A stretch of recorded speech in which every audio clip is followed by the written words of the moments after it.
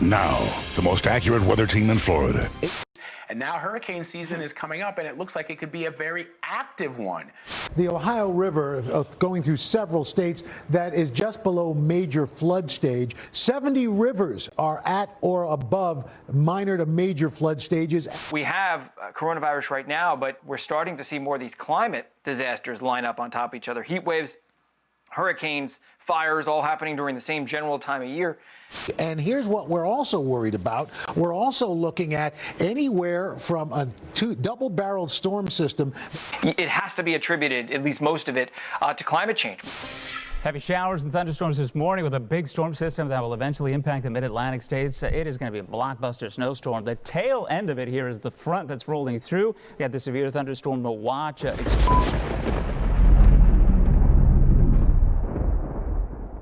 6 months of record-breaking temperatures have fueled massive forest fires. Since 1992, Greenland has lost 3.8 trillion tons of ice. What we're seeing really is unprecedented. It's the strongest result we've ever seen, actually. We've never seen a change in the probability of an event of more than 600 times. We've never seen a result like that.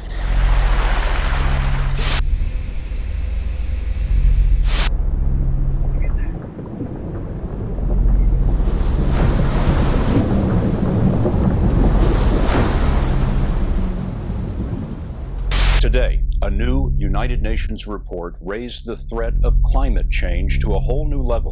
A dire warning this morning from climate experts. A UN panel says governments around the world must take rapid action to curb rising temperatures.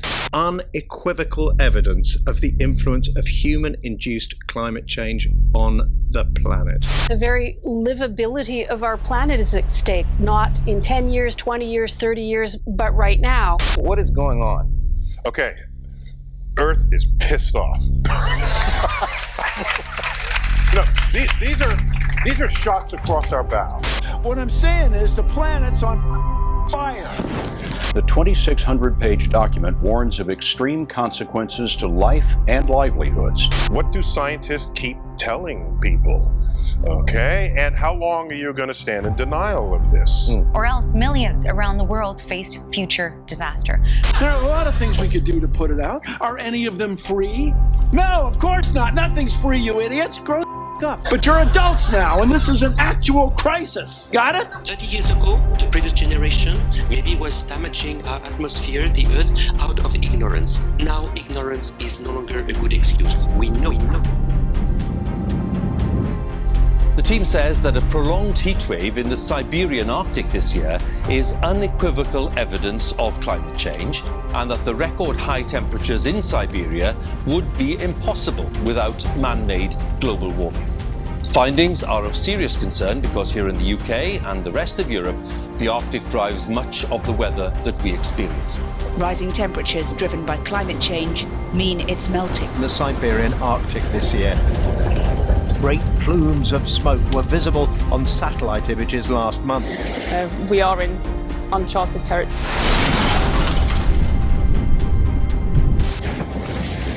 The reduction of Arctic sea ice cover and melting of the permafrost has accelerated during this year's heat wave.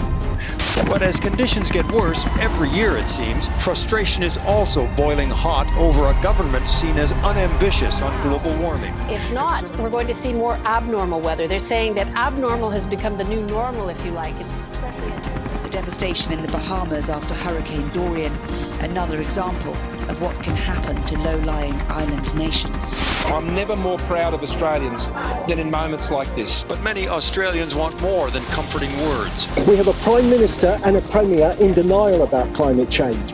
This is real. We must declare a climate emergency. You cannot leave it any longer. All over the world, the effects of rising seas are already being felt. Fire season has come early and hot. The US President Donald Trump, who is saying he's going to be taking the United States out of the Paris Accord, or Donald Trump will be on the wrong side of history. So very, very stark warnings indeed coming out of this report.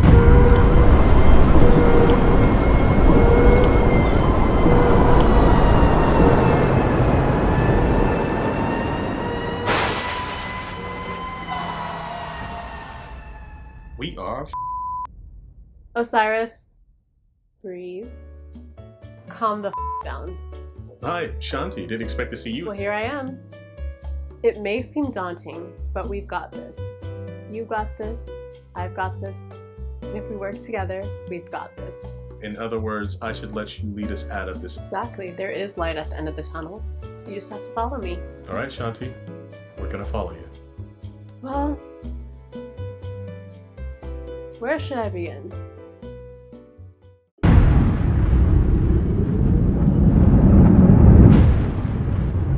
So, you noticing that the battle between good and evil, superhero and villain, resistance versus the first order, conservative versus liberal, climate change advocate and climate change disbeliever is a constant and never-ending battle? Well, if you haven't, it is. It's easy to feel like the world is imploding on itself, because it is, and give up. But there is a magical word that makes itself known in every good story: hope. Is there hope? Yes, there is. Can we make hope a reality? Has it ever happened before? Costa Rica, for example. Environmentalists hail this tiny nation the size of West Virginia as a role model or vanguard for climate change.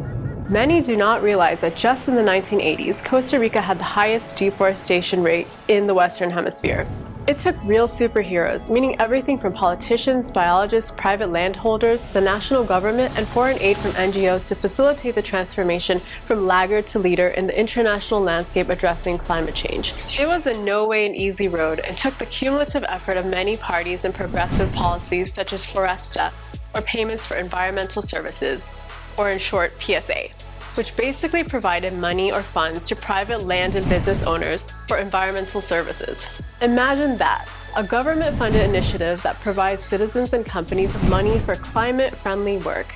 Wouldn't it be amazing if you, your children, and future generations earned incentives to maintain their land, their environment, and still make a profit? Why don't we just do that everywhere?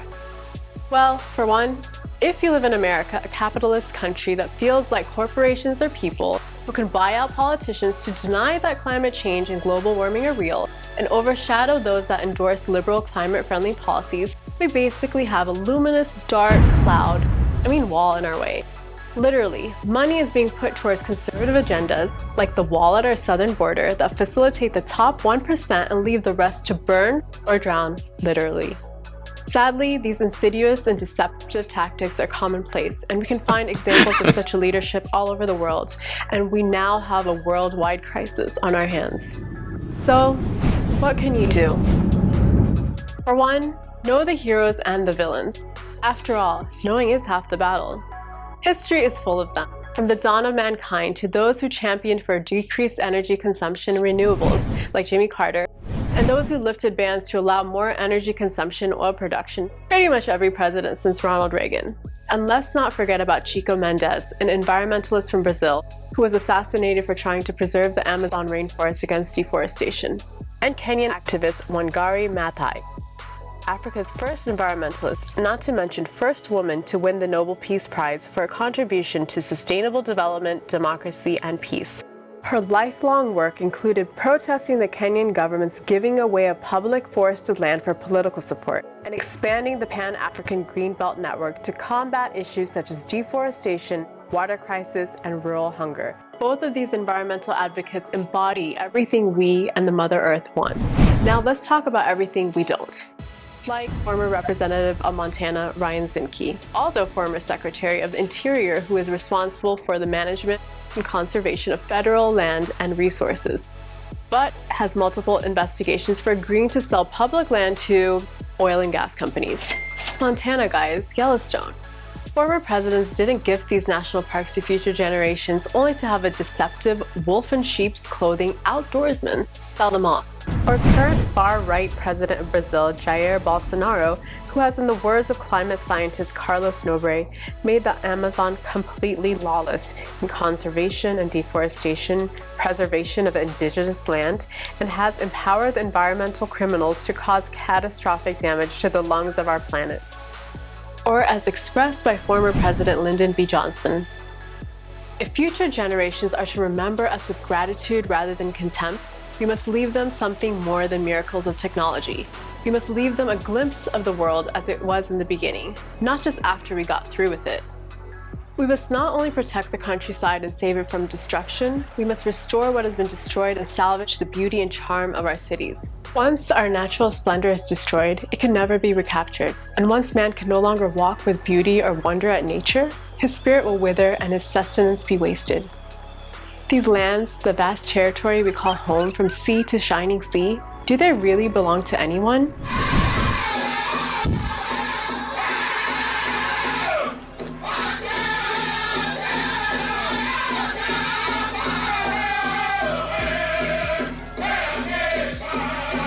Follow me here.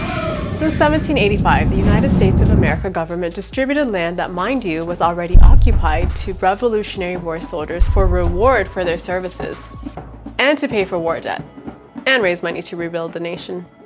In order to divide the land, it had to be surveyed. The U.S. Bureau of Land Management still controls the survey, sale, and settling of new lands.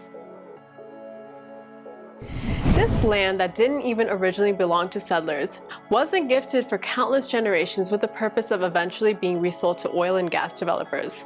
Does that really make sense? Personally speaking, why not try something like Costa Rica, where instead of strip mines, oil spills, and so much trash that you have to ship it to China? Not China anymore. Okay, the Philippines. No, not there anymore. Or how about a street corner near you? Corporate oil and gas moguls that created the climate problem are just another con man or hustler pretending to make whatever nation they operate from rich, while turning around and asking the government for subsidies to create levees and walls to protect their oil rigs and refineries. It'd be like the con man Madoff stealing money, building a wall around his house, and then asking the government to clean up the streets around his place because it doesn't feel safe. Or in other words, literally what Trump did when he received a $17 million insurance payment in 2005 after Hurricane Irma damaged his beloved Mar-a-Lago resort. Or at Trump International Golf Links in Scotland that needed money for a seawall due to, of all things, and I quote, global warming, which he amounts to the global warming, and that a lot of it's a hoax. It's a hoax. I mean, it's a money-making industry. Okay? Really? The same people responsible for extreme heat, famine, millions dead by 2040, and let's not forget over 1 million living species extinct in 2019, want to get protection from our taxpayer money? They want a bailout, but not just a bailout. They want continual subsidies for a fossil fuel industry that isn't helping anyone but themselves, while discriminating against zero carbon footprint, clean, green, renewable energy. This is deceptive. This is wrong, and worse yet, this is happening right now.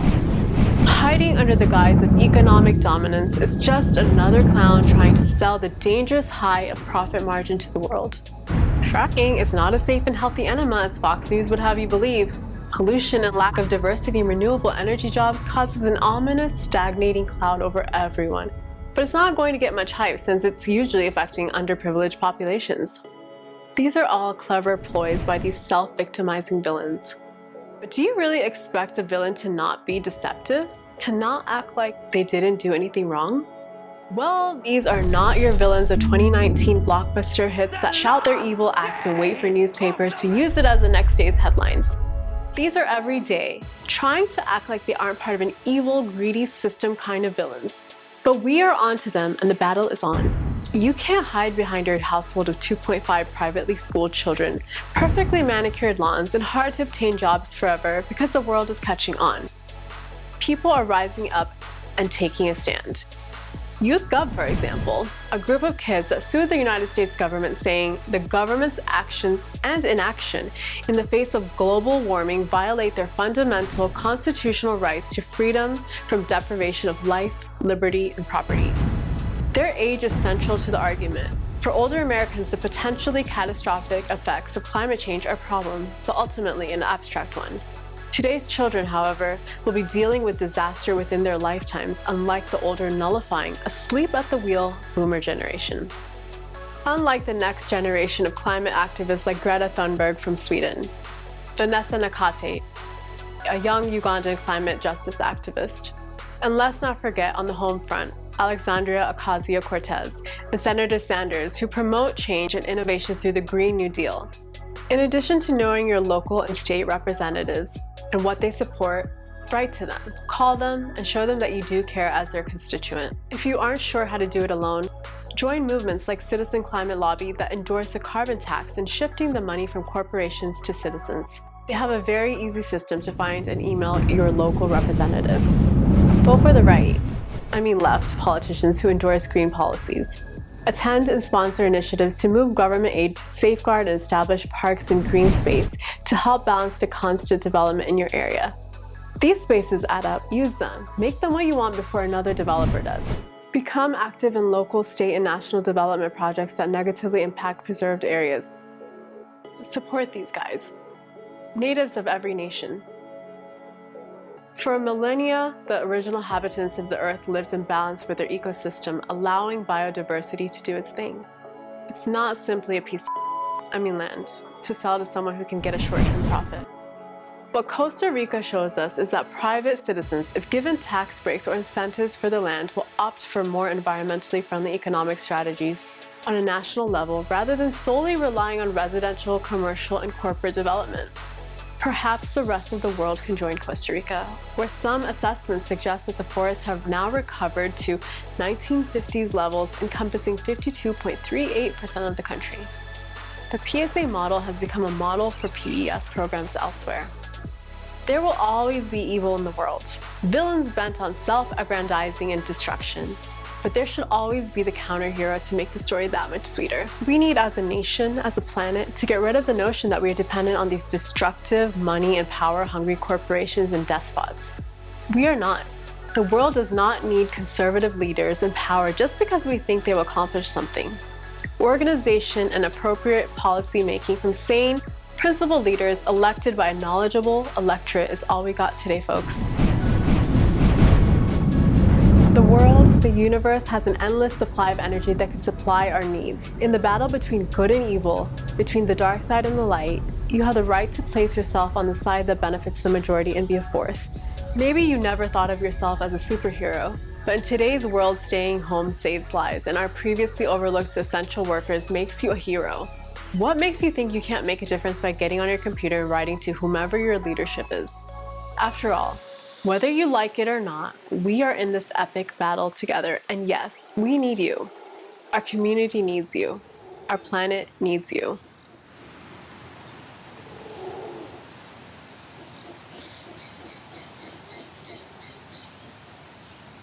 Thanks for watching, and hope to see you out there.